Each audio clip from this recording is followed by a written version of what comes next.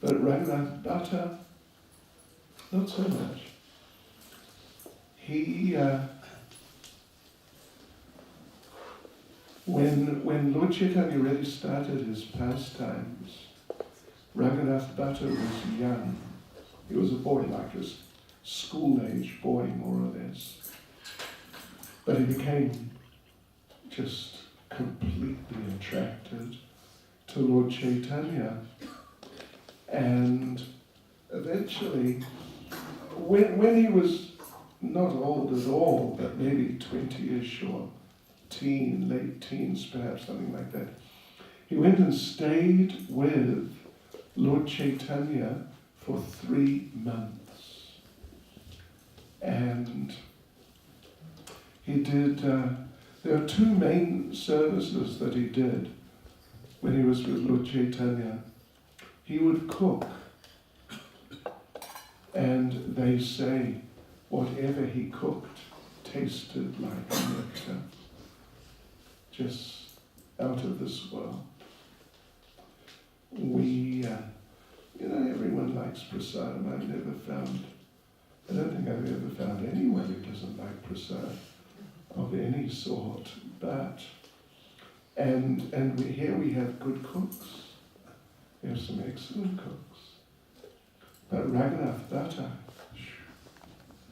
you could hardly say, if he just boiled some rice, he would do it in a certain way, and it would just taste completely out of this world. Like Srimati Radharani, do you know that story? She and the gopis were out there somewhere in the fields, in the forest, between Yavat, where she was living when she was married, and Nandagram, where Krishna was living at that time. And who should come along but Devasa Muni? You heard of Devasa Muni? He is, in a certain type of jargon, you would say he was a heavy fellow. He was a heavy. He's very touchy, very sensitive, hypersensitive about how he's treated. And if anyone looked at him in the wrong way, showing some interest, he gets so disturbed. Who are you looking at? Why are you looking at me? And oftentimes he would curse people. Severe curses, just for very minor things. We do a seminar sometimes, I think we've done it here before, on the demons in Krishna's Vrindavan Leela, as described in Srimad Bhagavatam. There's 21 or 22. Of them, approximately half became demons because they were cursed by Devasa Muni to become demons. So therefore we sometimes refer to him as a serial curser. So there was Radharani and the gopis out there in the fields, forests. And who should come along, wandering around Vraja, but Devasa Muni. And before they could sort of exit stage left or right, quickly but discreetly, he approached them. And he said that, girls, I am so hungry. I am just so hungry. I need to eat. Please give me something to eat. And the gopis said, fine, no problem. We'll just zip back home collect all sorts of just wonderful prasad, and we'll be back shortly. And you can just have a feast. But Devasa Muni said, well, thank you, but I want to eat now. And that's not a South African now. Yeah, in due course. No, it actually means now. When I tell devotees in other countries about South African now, wow, they find it so amusing. That now means, yeah, it's in a while, it won't be too long. Now means it'll actually be quite soon. And now means now. So, but when Devasa Muni said now, he meant actually now. And what could they do? They had nothing. So Srimati Radharani picked up some dust from the ground. And she had a little bottle of Yamuna water.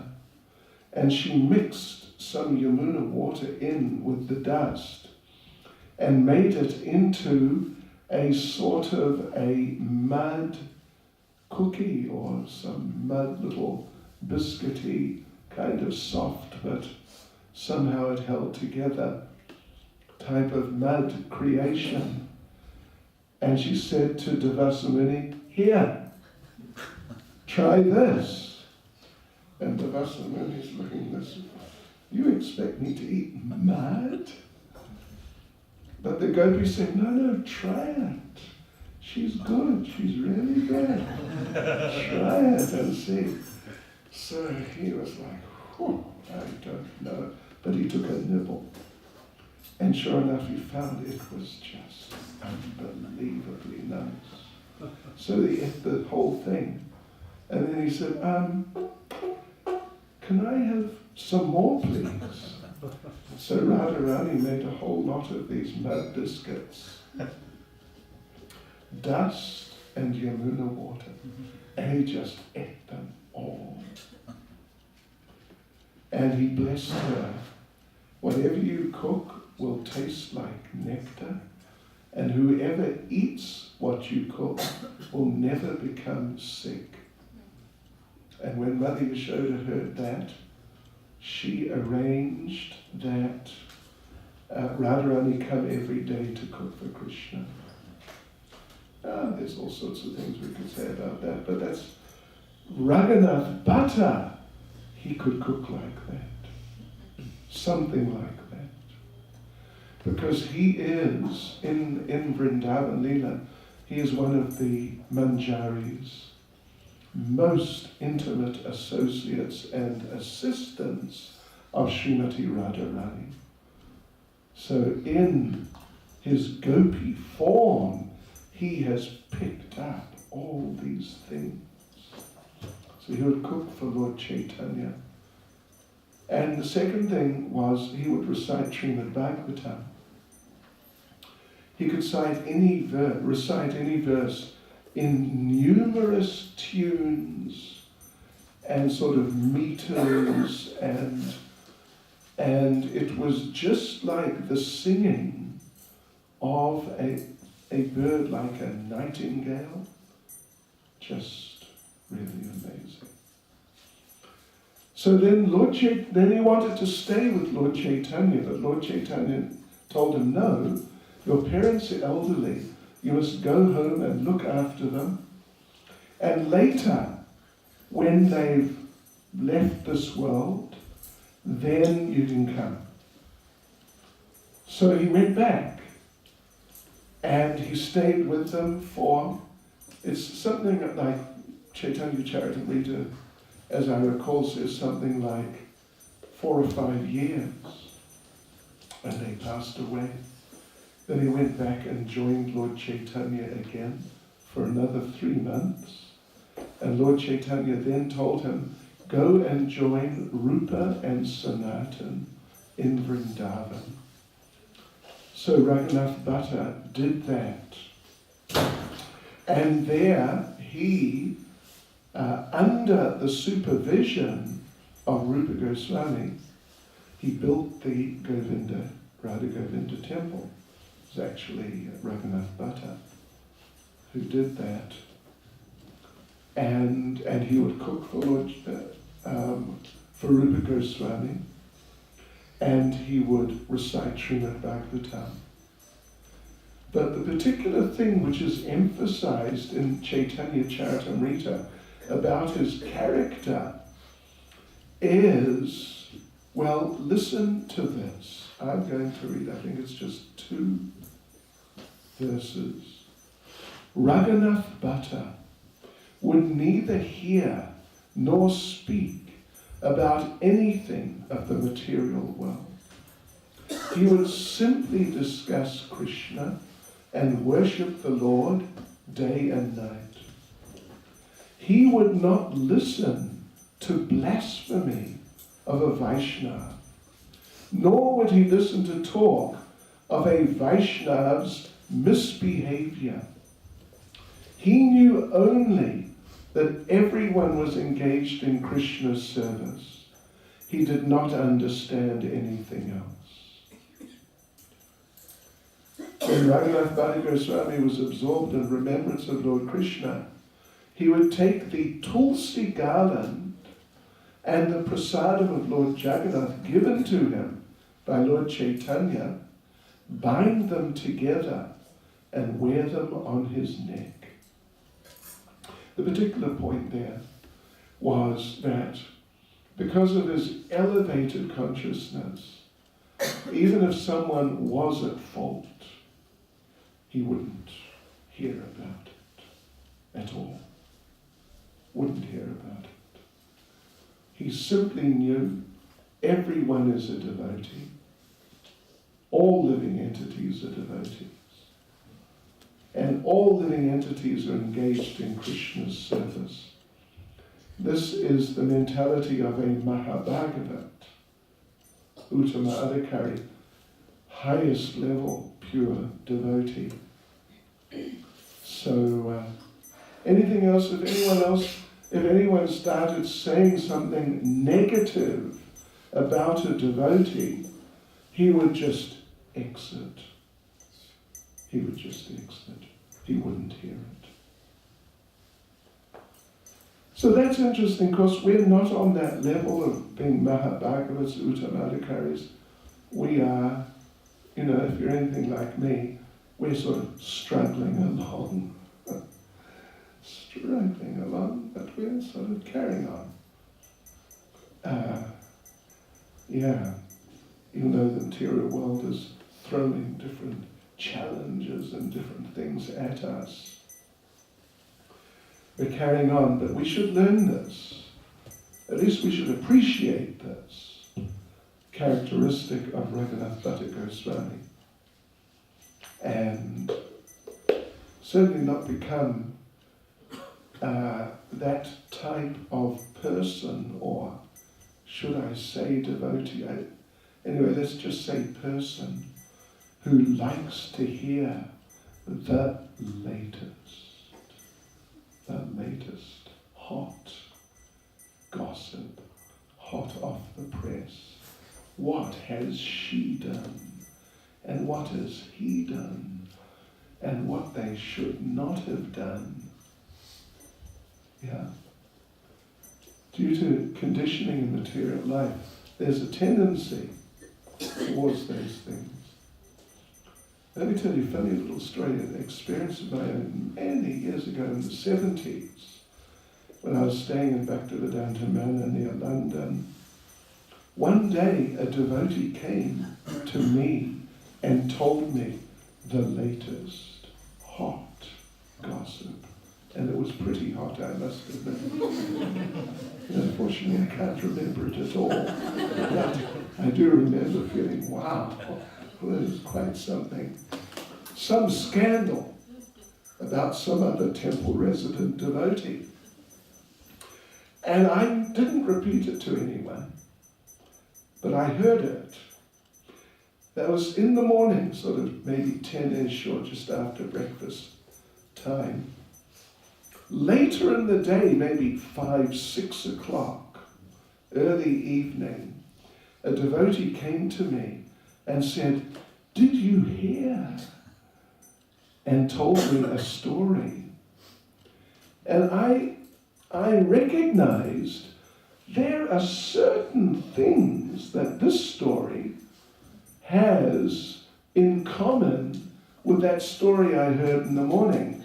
But actually there are many things different. And I realized he's telling me the same story, but through passing through the grapevine, every grape in the grapevine has its own little character.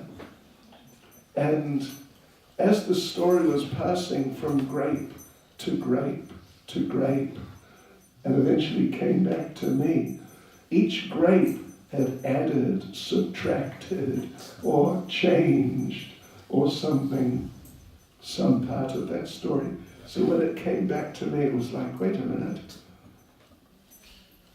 It's sort of the same, but it's not the same. So this is the danger. Not the danger, it's one of the dangers, one of the many. And we should scrupulously avoid that sort of situation. And Raghunath Bhatta Goswami, even though he is arguably not as prominent, at least in our literatures, he doesn't figure so often. It's very little actually.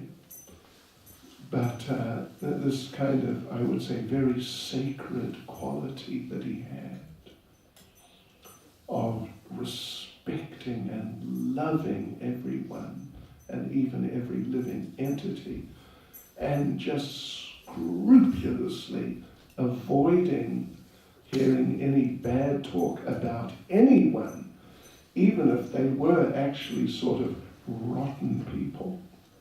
But he didn't want to hear it. And he wouldn't hear it. So something we can meditate on a bit. Then I wanted to say a few things actually about Srila Raghunath Das Goswami, who is another very, very, very special associate of Lord Caitanya. Raghunath Das. He it's a long story, but basically he was brought up in an extremely wealthy family.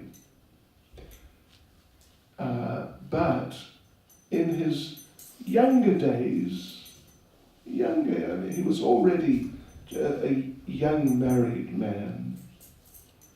He met Lord Caitanya, and he was just so attracted by Lord Caitanya.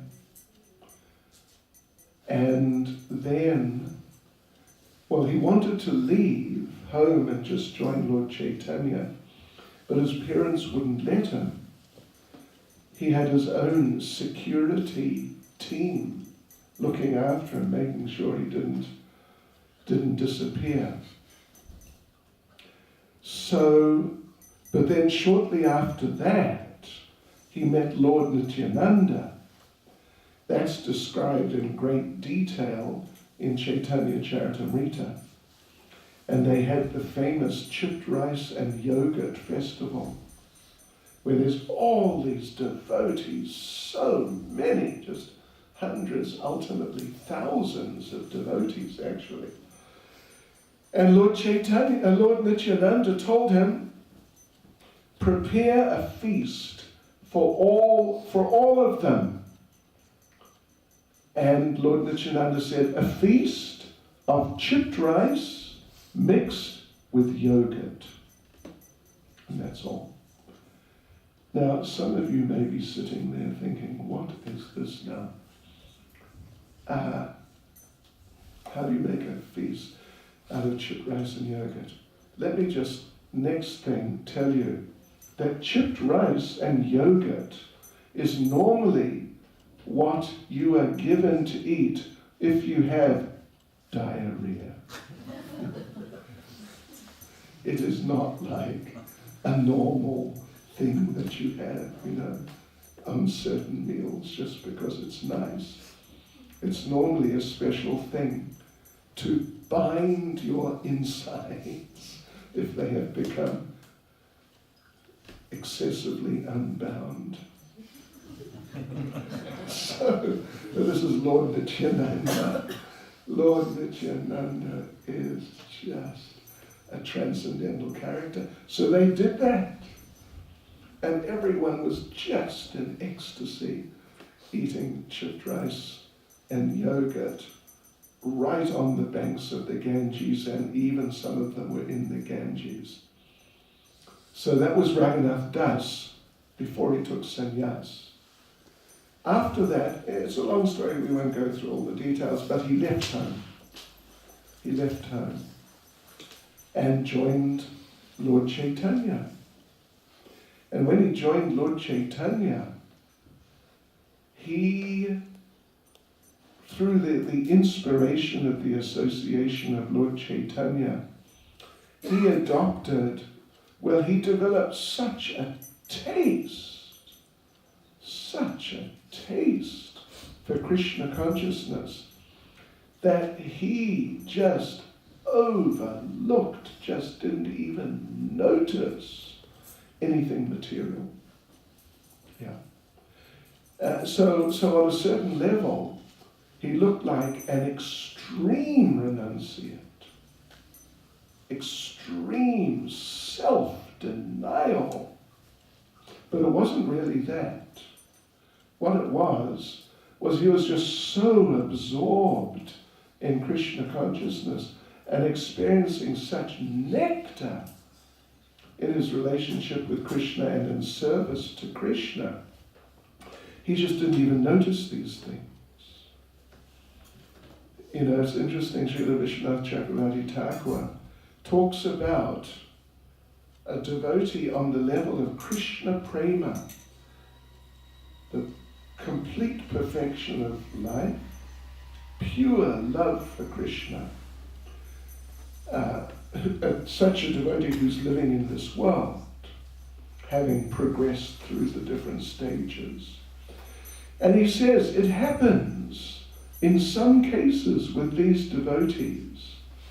They're just so absorbed in service and chanting and remembering Krishna, and they're just with Krishna. They become so oblivious to everything else that when their bodies die, they don't even notice. Normally it's a pretty traumatic experience, at least pretty dramatic experience, painful, very painful. But in the case of these devotees on such a level, they're just right there in the spiritual world with the Lord, although their bodies are here. It happens like that. That they, after a while, they realize, hey, wait a minute, where did my material body go? Oh, it's gone. My body must have died. Oh well, Hari Bol. And again, we are not on that level. We're just not on that level. So Raghunath Das Goswami, he was on that level. And therefore his program, when he was living there, not exactly with Lord Caitanya, but just living nearby and seeing him every day. So his program was as follows. He would chant not less than 64 rounds a day. And then he would give class to all the devotees about Lord Caitanya for at least 3 hours a day on top of 64 rounds. And those 64 rounds, they were not your super express, let's get them done as quickly as possible rounds. As Prabhupada heard one devotee one time, snick, run. No, what was it? Snick, run, gay. Snick, run, gay. You can do 16 rounds very quickly like that. But not like that. It was proper Hare Krishna mantra. 64 rounds, then not less than 3 hours of giving a class to the devotees. Not less than means sometimes more than. Then he would offer obeisances to go and visit different temples. This is while he was, and he would offer obeisances to deities 1,000 times a day. And those were not your jackknife obeisances, Prabhupada said, on the hands and knees. Jackknife. This is full dandavats on the floor, flat out, 1,000 times. And then he would offer obeisances to devotees 2,000 times. And that was his program. Then half an hour a day, he would rest. Half an hour a day, he would bathe, wash, and those sorts of bodily necessities. And half an hour a day, he would eat something and organize his eating and then eat something. 1.5 hours out of 24. The rest of the time he was doing what we just mentioned. But the problem was that often he'd get so absorbed in his chanting and speaking and offering obeisances and associating with the devotees that he'd forget about sleeping, eating, bathing. And sometimes after 4 or 5 days, the devotees would remind him, Raghunath Das, you haven't slept for 4 or 5 days, you haven't eaten anything. We think you should. And he might do that. But generally what he would eat would be buttermilk. Buttermilk. What's left from churning yogurt to make butter out of yogurt. You get, it's thinner than what is in the shops here, which is called buttermilk. It's kind of watery, but it's got some, sort of white stuff there. So he would have 1 leaf cup of buttermilk. Means, a leaf cup, it'll fit in your palm, no problem. One day, one of his associates, or assistants actually, a devotee named Krsna Das, he had been moving around Govardhan. This is while they were in Vrindavan. He'd been moving around Govardhan Hill, and he found in a place called Sakhi Stali, which is the place of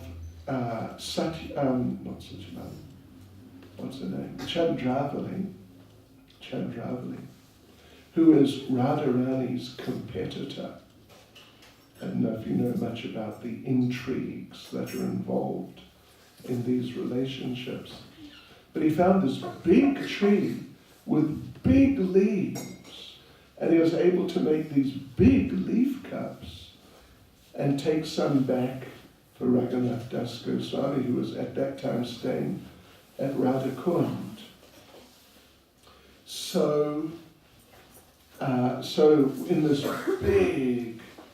big size leaf cup, he put quite a bit of buttermilk and presented it to Raghunath Das Goswami.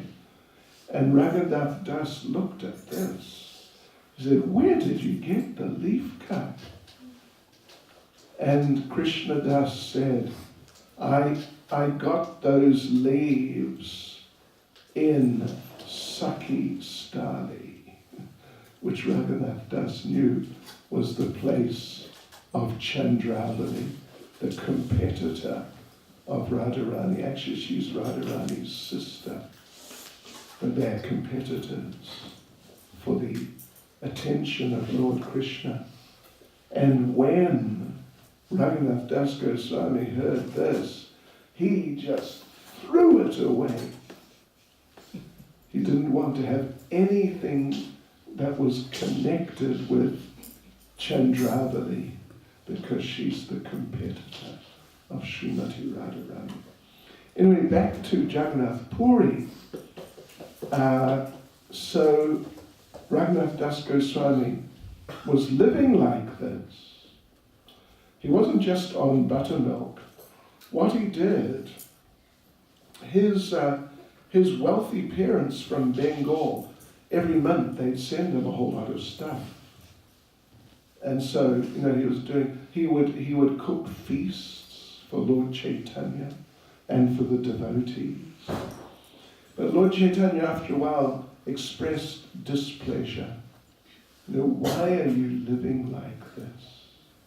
You're living like a bourgeoisie. What could they say in ancient Rome? A patrician. A patrician, a rich man. You shouldn't do that.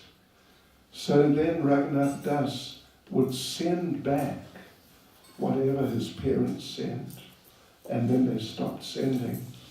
And what he did, he would stand outside the main entrance of the Jagannath temple, and people, maybe not now so much, although you do get some, but in those days you get beggars there.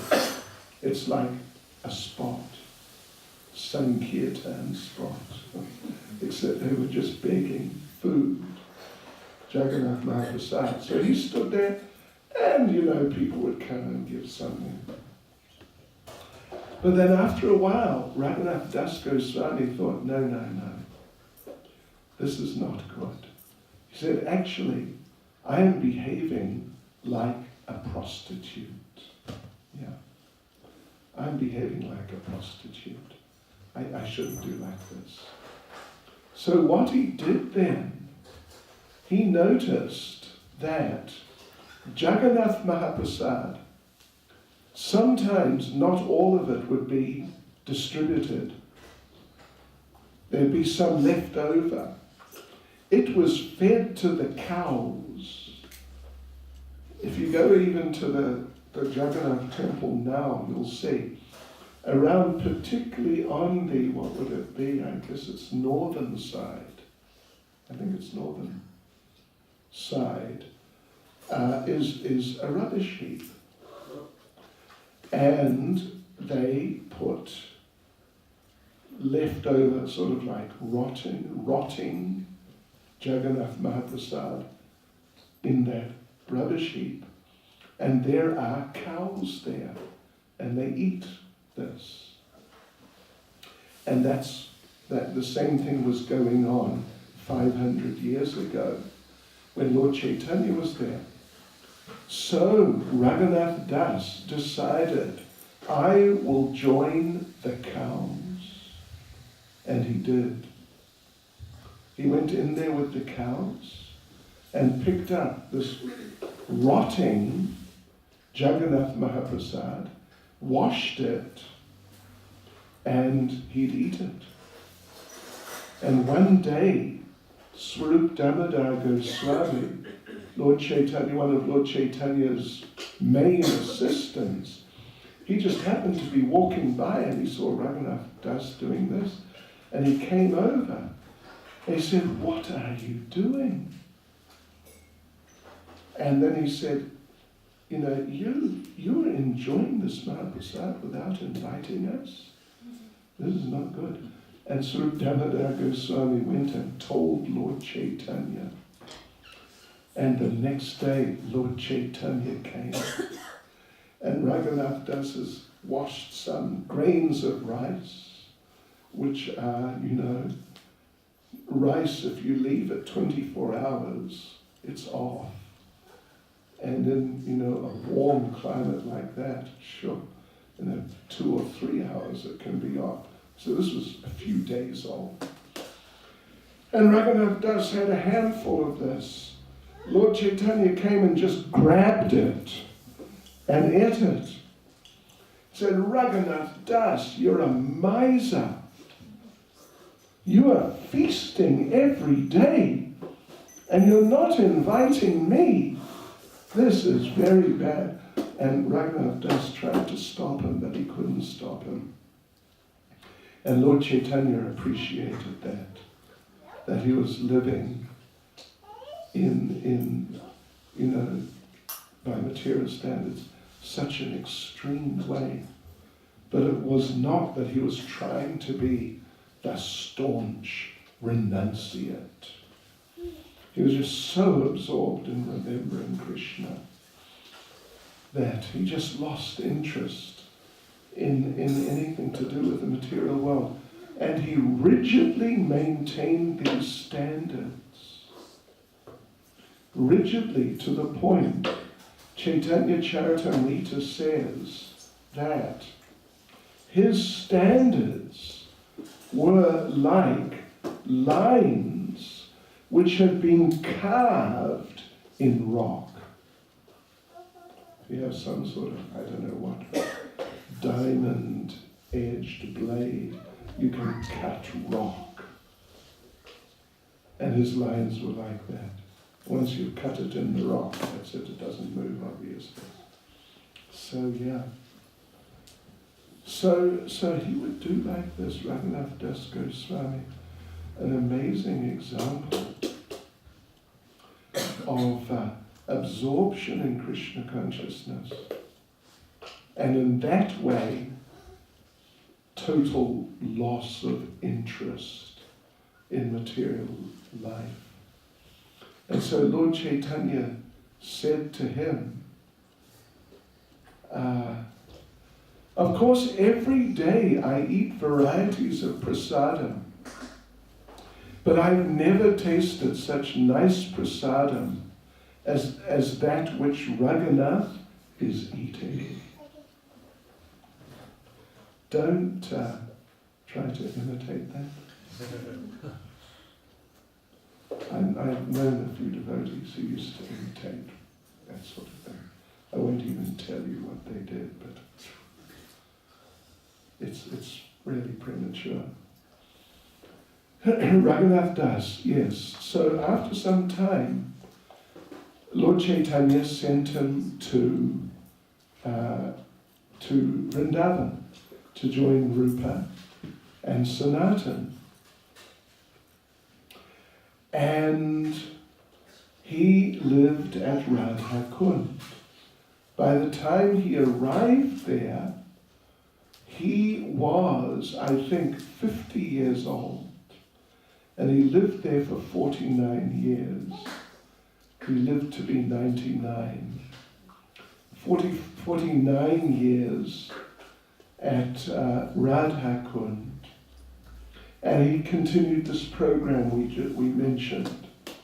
This program of chanting, talking about Lord Chaitanya, and offering obeisances. Even when he was old. If you know anyone, if you've known anyone who's 90 years old, you would know, if you observe them, you would know that it's difficult. It's just very difficult to do much, to walk, to stand. Everything is quite an effort. But he continued his program. He continued his program, including the obeisances down and up and down and up, not less than 3,000 times a day. And there's a very nice description in Bhakti Ratnakara. Raghunath Das Goswami at Radha Kund in his old age So a group of devotees was visiting Radhakund, Shamakund, and they're going around visiting the different temples and having darshan of the deities. And they came into one temple, and what did they see? On the floor was Raghunath Das Goswami offering full dandavats flat out on the floor. So initially they didn't think so much of it because people do that. So they offered dandavats also, and they got up. But then they noticed Raghunath Das Goswami did not get up.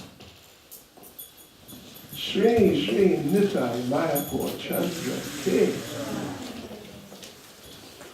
They noticed that he didn't get up. And that momentarily they're a little puzzled. What is he doing? But then they realized he can't get up. He can't get up. So they picked him up and sort of brushed him off and told him that, look, you are such a great devotee. You don't need to inconvenience yourself like this any longer. It's just not right for you to do it. Krishna understands you. So what you should do is, you should just stand there when you come into the temple. Don't bow down. Just stand there like this and maybe say a prayer, and Krishna will understand. And Raghunath Das said, oh, thank you so much. Thank you for picking me up. And thank you for the wonderful advice. I just really appreciate the advice. Thank you. And off went those devotees. Next day, same time, same temple, same devotees came in, and what did they see? On the floor, full dandavats, Raghunath Das Goswami was just lying there on the ground. And they offered dandavats, and they got up, and he was still there. But they just left him there and carried on because they understood this is just his leela. This is just what he wants to do. So why should people like us interfere with him? Yeah.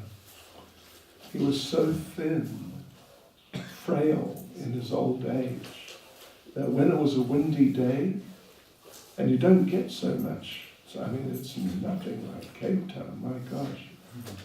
You don't get much wind at all. But when there was some wind, he would sometimes get blown over. Yeah. Here's another story about Raghunath Das Goswami. He would edit the books of Srila Rupa Goswami. He would edit the books. Rupa Goswami was in Vrindavan town. He was at Radhakund. So Rupa Goswami would come from time to time, leave a book or two with him, and say, I'll be back after some days or weeks, whatever, and I'll pick it up then, and you please check and make any corrections, suggestions. So one time, Srila Rupa Goswami left with Srila Raghunath Das Goswami a book named Lalita Madhava. It is not exactly a book, it's a drama script. It's a drama script. And it is quite a story. It is just really quite a story. It begins with Krishna in Vrindavan. And then, just like right at the end of his Vrindavan pastimes, and then just in the first, there are 10 I guess you'd call them acts, like 10 major chapters. And the first one is Krishna leaves Vrindavan. And when Krishna leaves Vrindavan, the separation that the devotees were feeling was just, was totally unimaginable from our perspective. Some of them, I forget, I should have checked who, some of them threw themselves off Govardhan Hill and committed suicide in that way. Some of them, particularly, I think it was Vishaka and a few others, they just walked into the Yamuna River. They just walked into the Yamuna River and just drowned. So you've got all these, particularly gopis, giving up their lives. It's really, it's really very dramatic and extremely emotional type of description. So, Srila Raghunath Das Goswami is now reading this and checking, and now he's reading about somebody throws themselves off Govardhan Hill, and somebody else, a few others drown in the Yamuna, and all these things. And it became too much. It became too much. And he started to become excessively overwhelmed with ecstasy in pure Krishna consciousness, in the mood of separation, vipralamba bhava. But it was so powerful, that his limbs started dislocating from each other, and things like this. And the devotees could see that if he doesn't stop reading this book, he's going to die. Within a day or two, his body will just disintegrate. So they tried to stop him. They spoke to him and told him, you don't need to read this book. You can read something else. But Raghunath Das Goswami, his attitude, his mood towards Srila Rupa Goswami was he accepted him as spiritual master, as a spiritual master. So he said, no, my guru has ordered me, I must do it. And he just carried on, and it was really dramatic scene. So the devotees didn't know what to do. Then they thought, okay, let's get Rupa Goswami to tell him to stop. So they quickly went racing to Vrindavan town, and they explained to Rupa Goswami. And Rupa Goswami said, I don't want to just tell him to stop.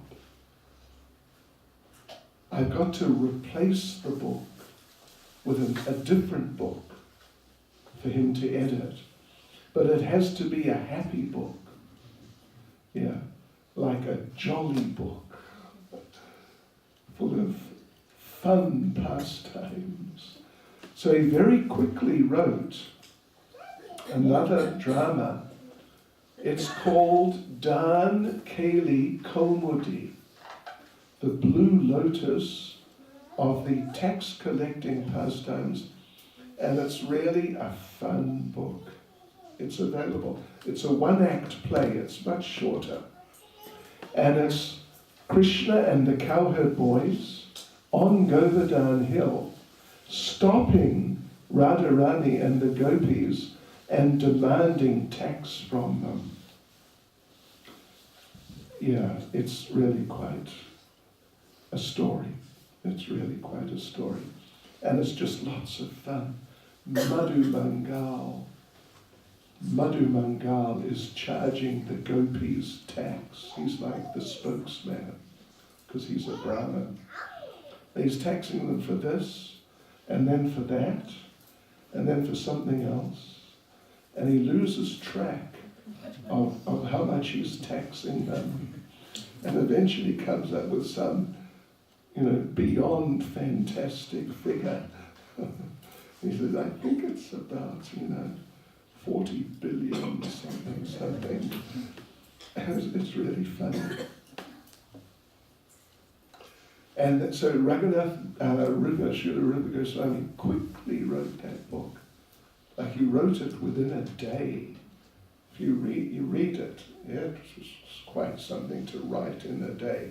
But he did. He wrote it very quickly. And then he personally came over to Radhakund and he approached Raghunath Das Goswami and said, you know what? This Lalita Madhava, I've been thinking about it a lot. I have to make some changes. I have to take it back from you. But don't worry, here's a new book. Take this one and read this. So Raghunath Das, being ordered by the Guru, he did that. And then he started reading this happy, jolly, fun story. And all the dramatic symptoms, they just subsided and just went away. Yeah. And he became happy. So, yeah, that Lalita Madhava, wow, it is just an amazing story. Here's another, let's see what now. Well, here's another about Raghunath Das Goswami. There's numerous really nice stories about Raghunath Das Goswami. This is a good one. Raghunath Das Goswami. Well, we mentioned the other night, those of you who were here would remember, how Rupa Goswami would just sit and chant japa and just enter into the pastimes of the Lord in his spiritual body, although his material body would remain just sitting there sort of immobile and oblivious to what's going on. You remember that story, the elderly Vaishnava. So Raghunath Das Goswami was doing the same thing. He'd chant on the banks of Radhakund and just enter into the pastimes in his Manjari form. And there he would associate with Radha and Krishna and the other of the gopis, and they would serve Radha and Krishna as this very beautiful scene. So one day he was doing like that, and somebody made for Radha and Krishna sweet rice. We've all had sweet rice, but not like that. I'll tell you another story about sweet rice shortly, but let's do this one first. Yeah, that was just extraterrestrial sweet rice from another dimension, the transcendental, topmost transcendental dimension. So someone prepared the sweet rice for Radha and Krishna, and they had some. But in the spiritual world, there's no end to it. There's just no end to the prasadam. And so there was plenty of sweet rice left. And the sweet rice, the remnants of Radha and Krishna, were distributed amongst the gopis, including the manjaris, who are small girls. Yeah, they are sort of like 4, 5, 6 years old, that sort of age. And there was no end to it. And everyone was just eating the sweet rice prasadam of Radha and Krishna. But there was no end to it. So they're eating lots. and there was still no end to it, and they were just eating more, and there was still no end, and they were just eating more, until they had eaten tons of this sweet rice, including Raghunath Das Goswami in his little gopi form.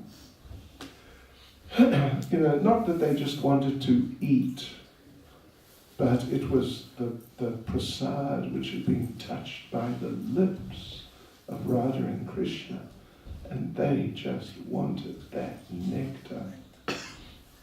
So then Raghunath Das Goswami came back to external consciousness. And it's coming towards lunchtime.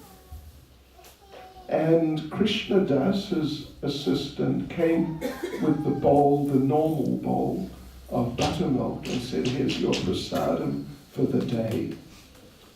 And Raghunath Das Goswami said, my stomach is a little upset. I'm not going to eat. I just feeling a bit sick. So Krishnadas told the other devotees, this is the situation.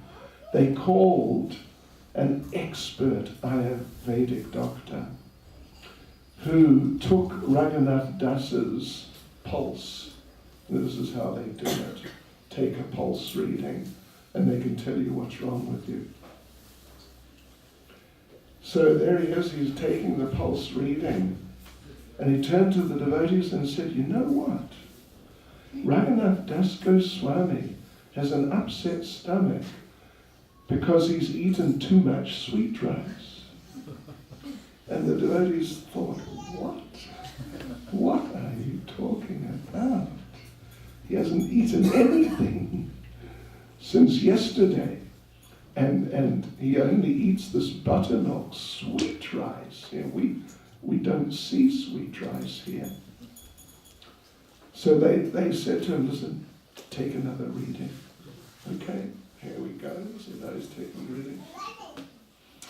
And he said, yeah, I'm sorry to say, it's definitely, he is suffering from an upset stomach from eating too much sweet rice. And the devotees told him, listen, just go away. You're not really a doctor.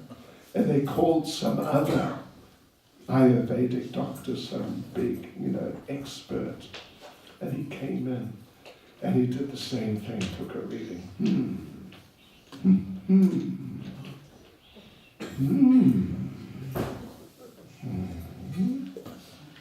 And he said, they didn't tell him what the other one had said.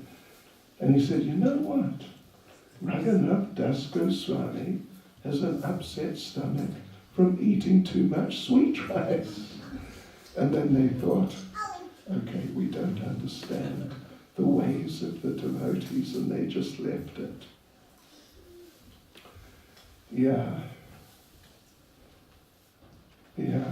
If you go to Radha Kund and to Shama Kund, actually, if you go to Shama Kund, there's a place called Govinda Ghat on the northern side, more or less northern, something like northern side.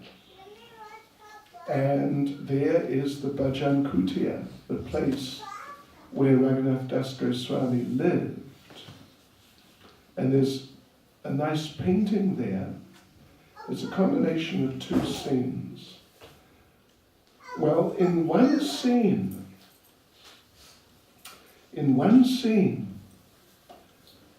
Raghunath Das Goswami, there at Govinda Ghat, he would go out and chant on the banks of Shamakund.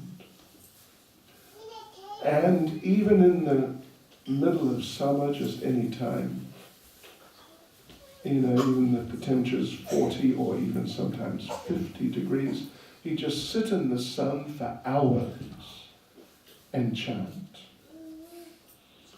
And across on the other side, directly across, is the Bhajan Kutia of Srila Sanatan Goswami.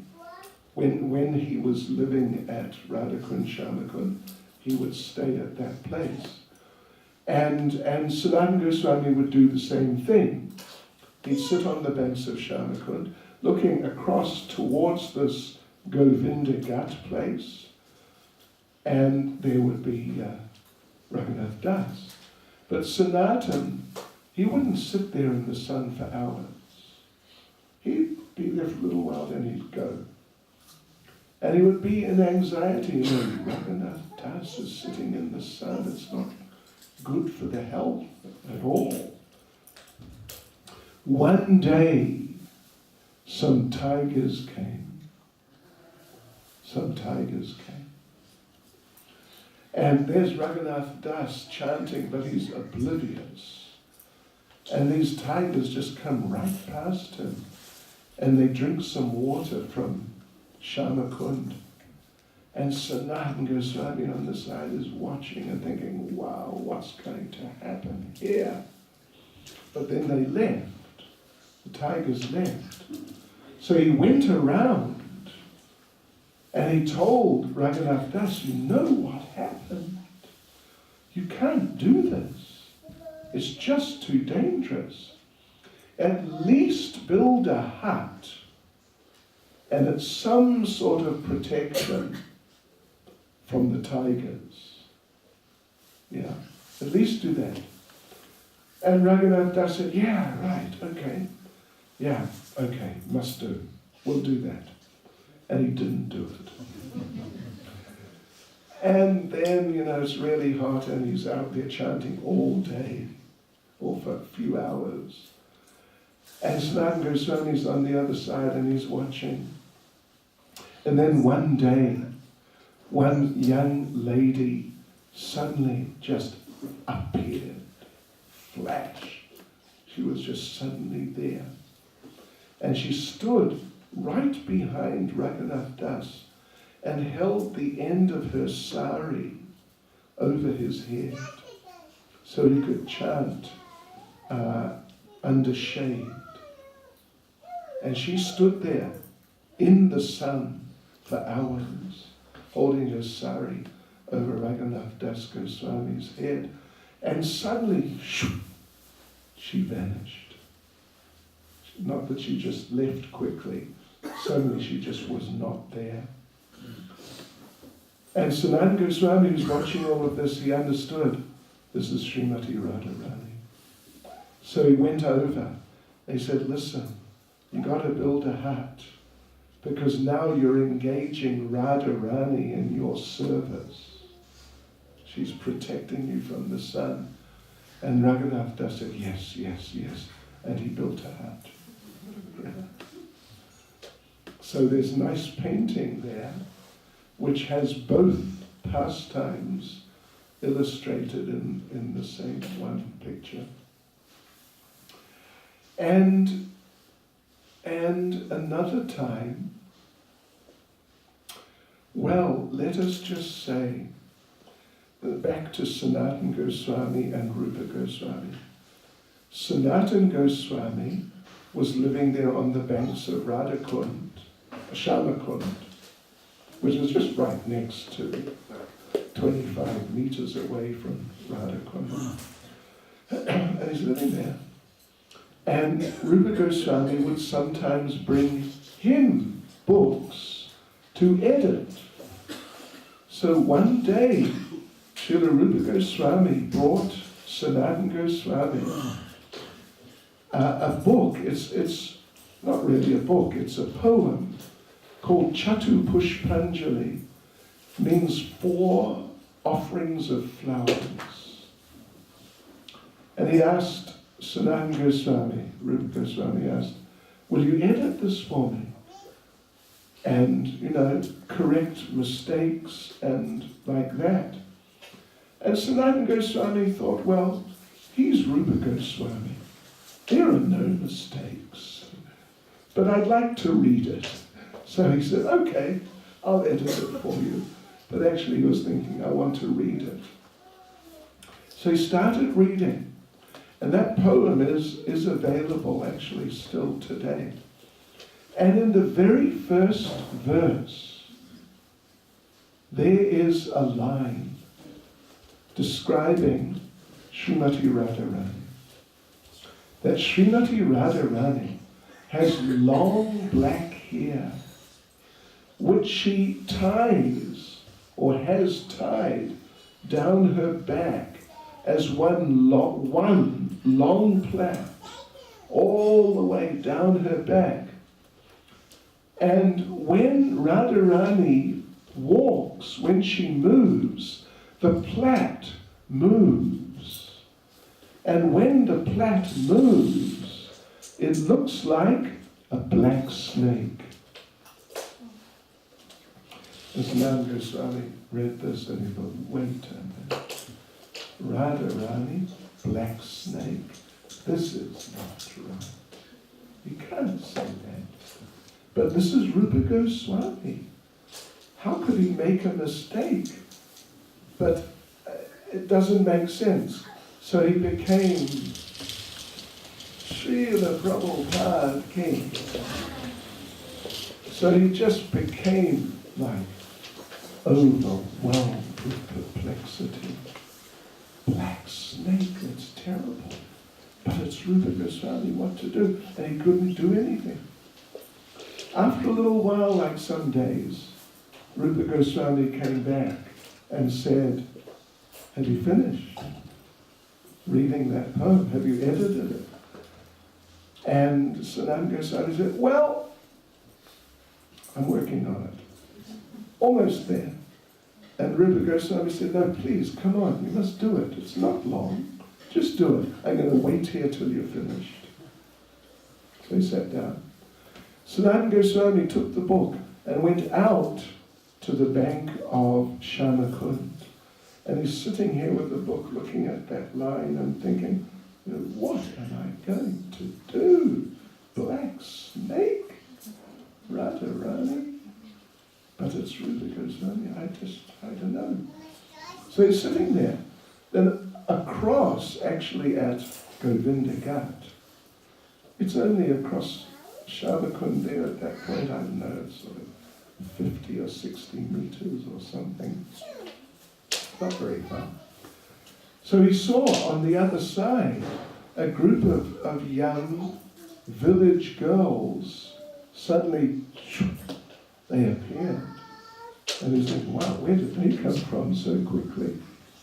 And these village girls were playing a ball game and throwing the ball back and forth and jumping and laughing and shouting and just having a great time.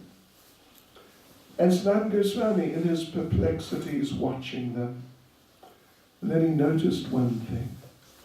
One girl there who had her back to him, a snake a black snake started climbing up her back to bite her on the back of her neck, climbing up like that. And Sanatana Goswami jumped up and he shouted out, snake, snake, watch out, snake. And the girls were shocked. Where's the snake? It's on her back. It's on her back. And they looked and they just burst out laughing. Oh, snake, that's no snake. It's her hair. It's her plait. And they just laughing, and Sanatana Goswami felt very embarrassed. Suddenly, they vanished. They were just not there. And Sanatana Goswami understood, wow, that was Srimati Radharani and the gopis. They wanted to show me that whatever Rupa Goswami says is right. Yeah. So then Rupa Goswami came up and said, all right, come on, I must take the book. And Sanatana Goswami said, no problem, take it. There's no mistakes. Just take it. And Rupa Goswami said, did you like it? Did you like the book? And Sanatana Goswami said, I just loved it. I just loved it. And particularly that part about the black snake. That was just the best. Okay, I'll tell you, what shall I do? I'll tell you one more. There's one more, but it's a good one. It's an important one. You may have seen in Nectar of Instruction, it used to be on the cover, I think. Anyway, I think it's still in the picture section. Nectar of Instruction. There is a painting of Srila Rupa Goswami sort of sitting, crouching, under a tree. He's at Tirkadamba, which is Nandagram area, just some kilometre out perhaps from Nandagram itself. And he's writing, and there's a young girl approaching with a bowl, not a bowl, but like a pot sort of thing. You familiar with that picture? Yes or yes? Anyway, next time have a look, okay? Nectar of Instruction. I assume it's still there. Okay, so there's very famous pastime connected with that picture. That Rupa Goswami was there, as the picture shows, and this young village girl came out with a bowl, or what would you say is some sort of, like a kumbha, they would say. A kumbha. It's a bowl, pot, but it has a narrower neck on the top and sort of swollen body. And it was full of sweet rice. And she told Rupa Goswami, here, take this, I brought it for you. And Rupa Goswami sees this inside, this opulent sweet rice. It's super fragrant, amazing. And he says, well, where's it from? And she said, there was a wedding in the village, means Nandagram. There was a wedding in the village. This was left over, and they told me, go into the forest and just give it to some Baba out in the forest. So there you go. There it is. And he's looking at it, and he looked up, and she had vanished. Wow, who is this girl? How did she leave so quickly? Then he remembered, today is Sanatana Goswami's birthday. This is Appearance Day. At that time, Sanatana Goswami was living just very close. You got Tirkadamba, then you got Nandagram, and on that side, it's the northern side, is Pavan Sarovar, this lake. And just by Pavan Sarovar, on the village side, is Sanatana Goswami's Bhajan Kutir. It's still there today. And he was staying there. So Rupa Goswami thought, yeah, it's his Appearance Day.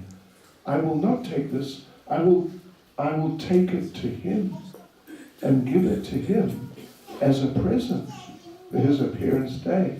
So he did.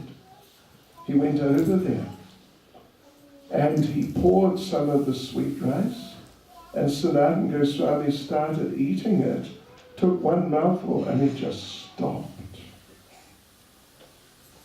He said, where did you get this?